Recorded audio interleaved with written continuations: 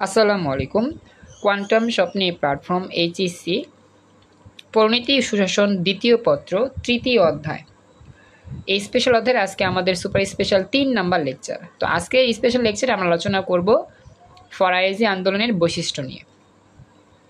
তো খুবই ইম্পর্টেন্ট গ এবং গহ নং লেখার জন্য আমাদের এই পয়েন্টগুলো ভালো করে পড়তে হবে। ১ নাম্বার, মুসলমান সমাজ থেকে কুসংস্কার দূরীকরণ। আসলে এগুলো হচ্ছে ফরায়েজি আন্দোলনের এক একটা তাৎপর্যপূর্ণ বিষয়। কি কি কারণে এই আন্দোলনগুলো হয়েছিল বা এই কি কি কারণের জন্য বা এই আন্দোলনটা যে হয়েছে এর পেছনে কারণগুলো কি ছিল, কোন উদ্দেশ্যে এই কাজটা হয়েছে বা এই আন্দোলনটা হয়েছে, সেই বিষয়গুলো আমরা এখন পড়ব। মুসলমান সমাজ থেকে কুসংস্কার দূরীকরণ। শরীয়তুল্লাহর সময় বাংলার মুসলমানদের একটি বড় অংশ বা একটা অংশ বহু স্থানীয় লোকাচার ও উপ উৎসব পালনে উৎসাহী হয়ে ইসলামের মৌলিক শিক্ষার প্রতি উদাসীন হয়ে পড়েছিল। সমাজে শ্রেণী ও বর্ণগত ব্যবধান সহ অনেক বদ্ধমূল অনৈসলামিক কুসংস্কারও ছিল। অর্থাৎ আমাদের শরীয়তুল্লাহর সময় বাংলার অনেক মুসলমানরা বিভিন্ন কুসংস্কার প্রথা মানত এবং কুসংস্কারগুলো চর্চা করত, অনৈতিক কাজগুলো করত। এ কারণেই তিনি ইসলামের প্রকৃত আদর্শের প্রতি তাদের মনোযোগী করতে ফরায়েজি আন্দোলন শুরু করেন। তো এই যে হাজী শরীয়তুল্লাহ দেখতেছিল তার সময় তার এলাকার মানুষ, তার সমাজের মানুষ, দেশের মানুষ, তারা সবাই ইসলামের ছায়াতলে আসার পরেও ইসলাম বিদ্বেষী অনেক কাজ করত, অনেক কুসংস্কার মানত, যেটা কিন্তু ইসলামের বহির্ভূত কাজ, যেটা করলে আমাদের গুনাহগার হইতে হয়। তো এই সকল কাজ থেকে পরিত্রাণ করার জন্যই বা এই সকল কাজ থেকে বিরত থাকার জন্যই এই শরীয়তুল্লাহ এই ফরায়েজি আন্দোলন শুরু করেন। কথা কি বুঝতে পারছো সবাই এতটুকু? জি স্যার। আচ্ছা, ঠিক আছে, থ্যাংক ইউ। জি স্যার, বুঝেছি। হ্যাঁ, এরপরে শরীয়তুল্লাহ ইসলামের মূল বিশ্বাস ও মতবাদ থেকে যে আমি যদি কইছিলাম, আচ্ছা এখানে ছিলাম। হ্যাঁ, আচ্ছা, শরীয়তুল্লাহর ইসলামের মূল বিশ্বাস বা মতবাদ থেকে যে কোনো বিচ্যুতিকে শিরক ও বিদাত বলে ঘোষণা করেন। অর্থাৎ এই শরীয়তুল্লাহ বলেন যে তোমরা যেই বিষয়গুলো করতেছো, যেমন এই যে মান্যত করা, তারপর হচ্ছে মাজারে গিয়ে কোনো কিছু চাওয়া, এগুলো সব হচ্ছে কি শিরক কাজ, আল্লাহর সাথে শিরক করার মতো গুনাহের কাজ, বা এগুলো বিদাত। এই বিষয়গুলো মানুষকে বোঝানোর চেষ্টা করতেছিলেন। তো এই হচ্ছে প্রথম পয়েন্ট, মনে রাখবা। যেই সকল মানুষরা, মুসলমান মানুষরা তাদের কুসংস্কারের জন্য ঈমান হারা হয়ে যাচ্ছিল, তো তাদেরকে সঠিক পথে আবার পরিচালনা করার জন্যই হাজী শরীয়তুল্লাহ এই ফরায়েজি আন্দোলন শুরু করেন, যার ফলে মানুষ এর যে ভুলগুলো আছে মানুষ বুঝতে পারে এবং আস্তে আস্তে ইসলামের পথে তারা ফিরে আসে। মুখস্থ করবা পয়েন্টের নাম, মুসলমান থেকে কুসংস্কার দূরীকরণের জন্য এই ফরায়েজি আন্দোলন করা হয়। এরপর ২ নাম্বার, ব্রিটিশ সরকারের বিরুদ্ধে আন্দোলন। হাজী শরীয়তুল্লাহ বলেন, ব্রিটিশ শাসনের অধীনে ভারতবর্ষের মুসলমানগণ সত্যিকার ইসলামী বিধান মতো জীবনযাপন করতে পারবে না। মানে শরীয়তুল্লাহ বলেন যে যতদিন ব্রিটিশ শাসন থাকবে ভারতবর্ষে, ততদিন মুসলমানরা তাদের যে নিজ নিজ ধর্মীয় আচার অনুষ্ঠান রীতিনীতি আছে এগুলো কিন্তু সুন্দরভাবে পালন করতে পারবে না। পালন করতে গেলেই ব্রিটিশরা কী করবে? বাধা দিবে। তো তিনি ভারতীয় উপমহাদেশকে দারুল হারব বা বিধর্মী রাজ্য বলে ঘোষণা করেন। অর্থাৎ ভারতের উপমহাদেশে যেহেতু ব্রিটিশ শাসন চলতেছিল আর ব্রিটিশ সরকাররা, ব্রিটিশ মানুষরা মুসলমানদের ধর্মীয় জিনিসের উপর আঘাত করে, মুসলমানদের ধর্মীয় রীতিনীতিতে আঘাত করে, তাদেরকে সুন্দরভাবে ধর্মীয় আইন কানুন বা ধর্মীয় যে রীতিনীতি আছে কাজগুলো করতে বাধা দেয়। এজন্য এই হাজী শরীয়তুল্লাহ বলছিলেন যে এই ভারতবর্ষ আসলে একটা বিধর্ম রাজ্য, এখানে ধর্মের কোনো নিশ্চয়তা নাই। কথা কি বুঝছো যা বলছি? এতটুকু বুঝতে পারছো? একটু কথা বলো। আচ্ছা, এরপরে থ্যাংক ইউ। এবার বলতেছে যে দারুল হারবে জুমার নামাজ ও ঈদের নামাজ পড়া নাজায়েজ বলে ঘোষণা দেন তিনি। অর্থাৎ দারুল হারাবে যে স্থানটা বলা হয়েছিল আমাদের নিষিদ্ধ বিধর্মী রাজ্য, সেই স্থানে জুমার নামাজ পড়াও নাজায়েজ বলতেছে, ঈদের নামাজ পড়াও কি নাজায়েজ বলতেছে, এটা ঘোষণা করছেন শরীয়তুল্লাহ। কারণ জুমার নামাজ ও ঈদের নামাজের খুতবায় নিজের দেশের শাসকের নামে খুতবা পড়তে হয়। দেখছো কি বলছে, কত জঘন্য একটা জিনিস, যে জুমার নামাজে যে খুতবা হয়, ঈদের নামাজে যে খুতবা হয়, সেই খুতবায় নিজের দেশের শাসক যে থাকবে তার নামে খুতবা পড়তে হয়। এটা খুবই জঘন্য। যেখানে আল্লাহর নাম নিয়ে আমরা খুতবা শুরু করব, হ্যাঁ, যেখানে আল্লাহর নাম নিয়ে শুরু করব, হ্যাঁ হ্যাঁ বিধর্মী ছিল, যেখানে আমরা আল্লাহর নাম নিয়ে শুরু করব কি আমাদের খুতবাগুলো, তো সেখানে দেশের শাসকের নাম নিয়ে খুতবা শুরু করতে বলছে। এটা কিন্তু একটা শিরক কাজ, তোমরা কি বুঝতেছো?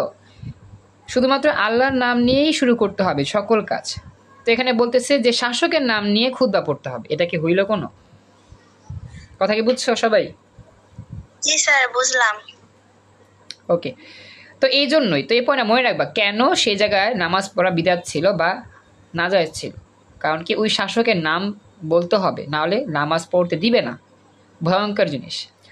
তো হাজী শরীয়তুল্লাহর এই ঘোষণায় সরাসরি কোনো রাজনৈতিক উদ্দেশ্য না থাকলেও বলা যায় এই যে ব্রিটিশ বিরোধী আন্দোলনের বীজ নিহিত ছিল। অর্থাৎ হাজী শরীয়তুল্লাহ যেহেতু বলছিল যে ওই দারুল হারব ওই স্থানে মানুষদের যাওয়া নিষেধ এবং সে জায়গায় নামাজ পড়াও নিষেধ, কারণ সে জায়গায় নামাজ পড়লে ঈমান হারা হইতে হবে। তো সে জায়গায় নামাজ না পড়ে অন্য জায়গায় নামাজ পড়বো, অর্থাৎ সেই জায়গায় আমরা যাব না। তো এই বিষয়টা যখন সকল মুসলমানদেরকে বলা হয়েছে, হাজী শরীয়তুল্লাহ বলছে, তখন ব্রিটিশরা তার শত্রু হয়ে গেছে, বা ব্রিটিশদের কাছে তিনি একজন শত্রু হয়ে গেছে। কারণ কি ব্রিটিশরা চাইছিল যে তাদের নামে নামাজ পড়ুক, তাদের নামে খুতবা হোক, কিন্তু তিনি বলছে যে না, এটা একটা শিরক কাজ, এই কাজ করা যাবে না। তো যখন এটা বলছে তখনই মানুষ এগুলো করে নাই বা ওই জায়গায় যায় নাই। তো এই জন্যই এই হাজী শরীয়তুল্লাহ ব্রিটিশদের কাছে একজন শত্রু হয়ে দাঁড়াইছে, এটাই।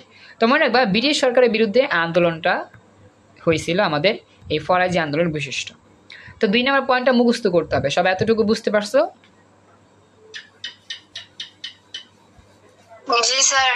আচ্ছা, এরপরে 3 নাম্বার, জমিদার, হ্যাঁ, জমিদার ও নীলকরদের বিরুদ্ধে আন্দোলন।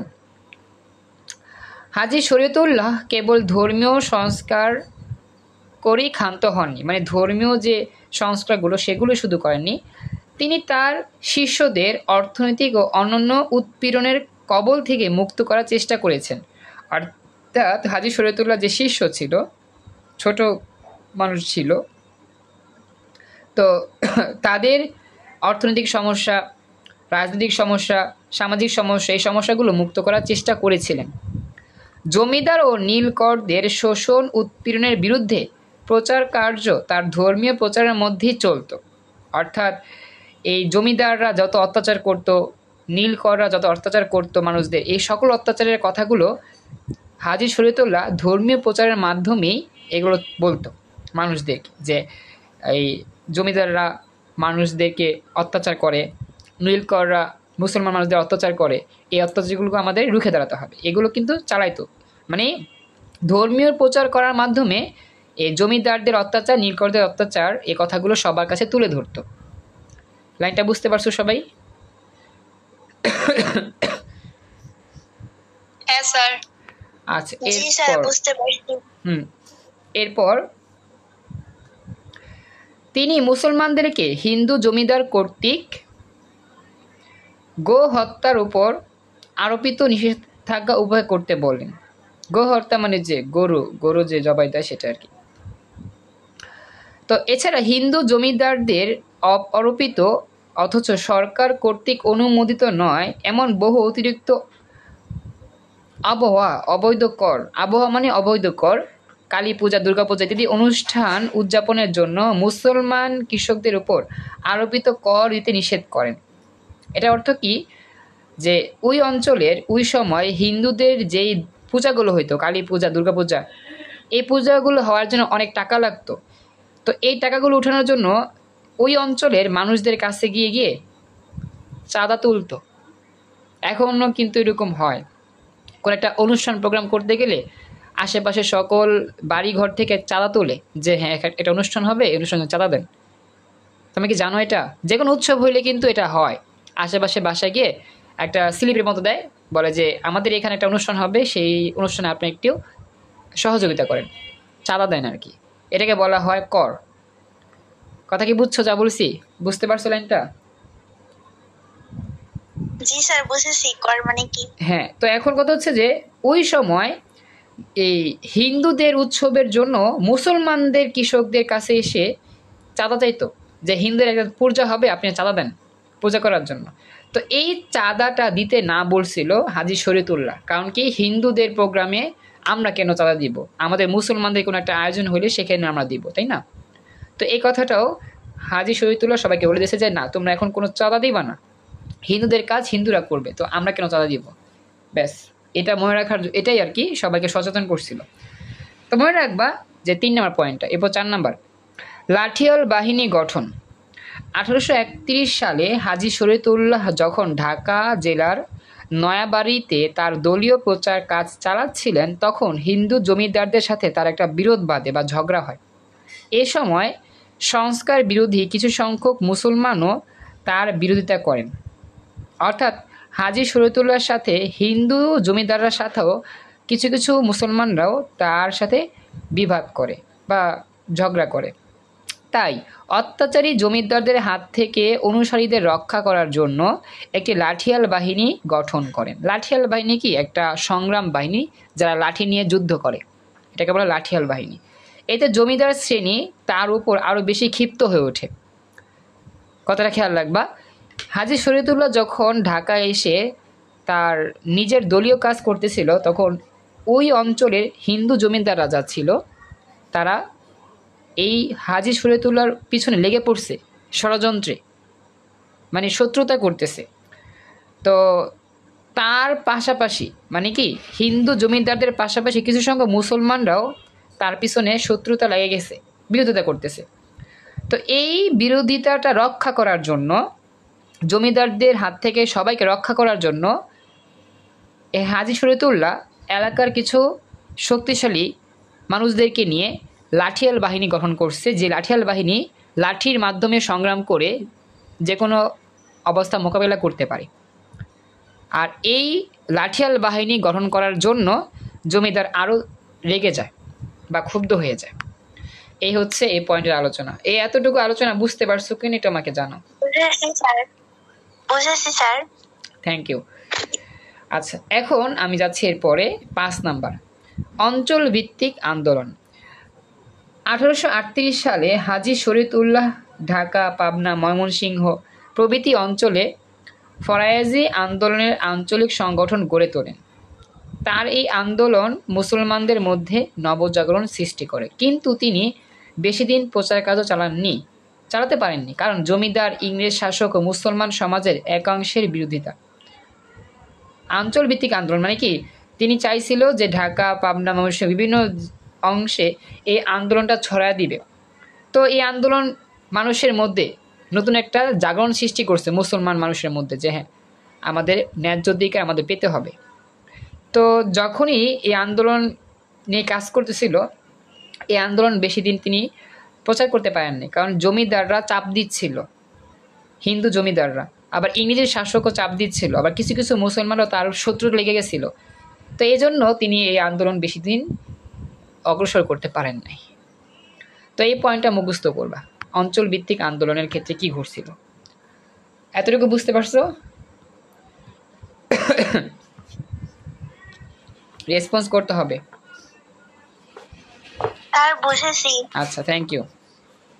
ফোনটা একটু দূরে রাখছিলাম তো এই কারণে রেসপন্স করতে পারেন। মানে মিউট করে। আচ্ছা, এবার দেখো তো পরবর্তী অংশের যে আলোচনা সেটা আমরা একটু দেখব। সেটা কিরকম? সেটা হচ্ছে যে যেসব কারণে হাজী শরীয়তুল্লাহর বিরুদ্ধে প্রতিবাদ গড়ে তোলা হয়েছিল, নিম্নে তা কয়টি কারণ দেওয়া হলো। আচ্ছা, তো এই পয়েন্টটা আমরা হয়তো বা আজকে পুরোপুরি পড়তে পারতেছি না। আচ্ছা, আমরা এতটুকুই রাখলাম আজকের মতো, বৈশিষ্ট্যটুকুই রাখলাম, কারণ আমরা বেশিক্ষণ করতে পারতেছি না, কারণ আমাদের সময় নাই তো এখন। স্যার এটাই কি পরিণতি দ্বিতীয় পত্র? হ্যাঁ হ্যাঁ, এটাই পরিণতি দ্বিতীয় পত্র। এটাই। ও আচ্ছা। তো আমি পেজের ছবি তুলে দিব নে, বাসার কাজ থাকবে, এই পয়েন্টগুলো ভালো করে মুখস্থ করে খাতায় লিখবা, যে পয়েন্টগুলো আলোচনা করছি সবগুলোই মুখস্থ করে খাতায় লিখবা, এটাই ইম্পর্টেন্ট, সৃজনশীলের জন্য কাজে লাগবে। সবাইকে বলতেছি ভালো করে মুখস্থ করে খাতায় লিখে আমাকে দেখাবা। আর রাত্রে 11:15 আমাদের আইসিটি ক্লাস আছে, যারা যারা জেগে থাকবা ক্লাসে জয়েন করো। রাত 11:15 ক্লাসটা হবে তোমার নেটওয়ার্ক টপোলজির উপর ইনশাল্লাহ। তো আজকের মতো আমাদের ক্লাস এখানেই কমপ্লিট। আল্লাহ হাফেজ।